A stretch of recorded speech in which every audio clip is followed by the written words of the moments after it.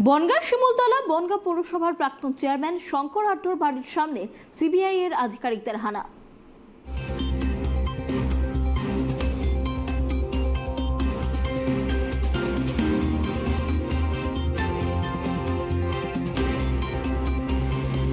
বনগাঁয় শঙ্কর আড্ডের বাড়িতে কেন্দ্রীয় এজেন্সি, যেমনটা জানা যাচ্ছে এবার ইডির ওপর হামলার তদন্তের মামলায় সিবিআই এবং তিনি বনগাঁর শঙ্কর আড্ডের বাড়িতে হানা দিয়েছে সিবিআই।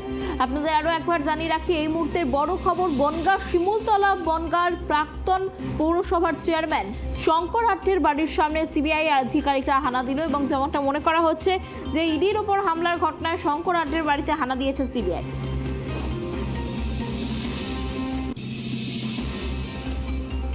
এই বিষয়ে আরো বিস্তারিত কথা বলবো, আমাদের সঙ্গে রয়েছে আমাদের প্রতিনিধি তন্ময়।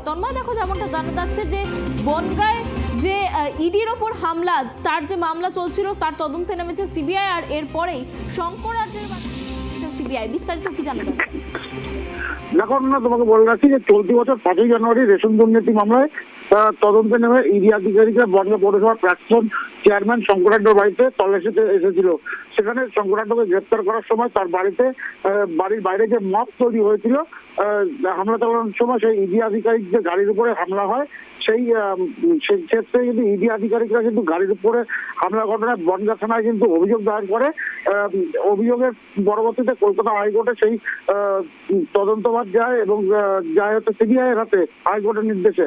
পরবর্তীতে কিন্তু বৃহস্পতিবার সন্ধ্যায় একবার সিবিআই এর আধিকারিকরা শঙ্কর আড্ডার বাড়ি সংলগ্ন এলাকায় আসেন এবং সমস্ত কিছু খতিয়ে দেখেন এবং ভিডিওগ্রাফি করে নিয়ে যায়। পরবর্তীতে কিন্তু আবারও আজ সোমবার কিন্তু ফের ইডি আধিকারিকরা কেন্দ্রীয় বাহিনী নিয়ে কিন্তু ওই একই জায়গায় ঘটনাস্থলে আসে এবং সঙ্গে আসে ফরেন্সিক টিম।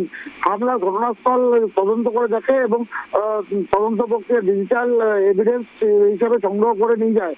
এছাড়াও কিন্তু পরবর্তীতে কিন্তু সিবিআই এর আধিকারিকরা বনগাঁ পৌরসভার বর্তমান চেয়ারম্যান গোপাল শেঠের বাড়িতে যায়। সেখানে গিয়ে কিন্তু বেশ কিছুক্ষণ তার সঙ্গে কথা বলে, তবে কি বিষয়ে কথা হচ্ছে এখনো পর্যন্ত স্পষ্ট নয়। গোপাল শেঠও কিন্তু আমাদের সংবাদ মাধ্যমের সামনে তেমন কিছু বলেনি এখনো পর্যন্ত। তবে 3.5 ঘন্টা পার হয়ে যাওয়ার পরে কিন্তু বনগাঁ থেকে কিন্তু ইডি আধিকারিকের যে তদন্তে এসেছিল সিবিআই, তারা কিন্তু বেরিয়ে যায় এবং শঙ্কর আড্ডের বাড়ি থেকে ঢিলছোড়া দূরত্বে কিন্তু বেশ কিছু সিসিটিভি ক্যামেরা রয়েছে, সেটি তারগুলো খোলা অবস্থায় পড়ে রয়েছে। এই বিষয়ে বনগাঁ পৌরসভাকে নোটিশ দেওয়া বলে সব ক্যামেরায়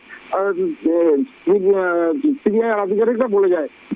অনন্যা, অনেক ধন্যবাদ তন্ময় আমাদের সঙ্গে থাকার জন্য। আপনাদের আরো একবার জানিয়ে রাখি, বনগাঁ পৌরসভার প্রাক্তন চেয়ারম্যান শঙ্কর আড্ডের বাড়িতে সিবিআই হানা এবং যেমনটা জানা যাচ্ছে 3.5 ঘন্টা ধরে তল্লাশি চালানোর পর সিবিআই এর আধিকারিকরা কিন্তু বেরিয়ে গেছেন সেই এলাকা ছেড়ে এবং যেমনটা জানানো হচ্ছে শঙ্কর আড্ডের বাড়ির অদূরে কয়েকটি সিসিটিভি ক্যামেরার তার খুলে পড়ে থাকতে দেখা যায়। সেই বিষয়ে তারা পৌরসভায় নোটিশ দিতে চলেছে।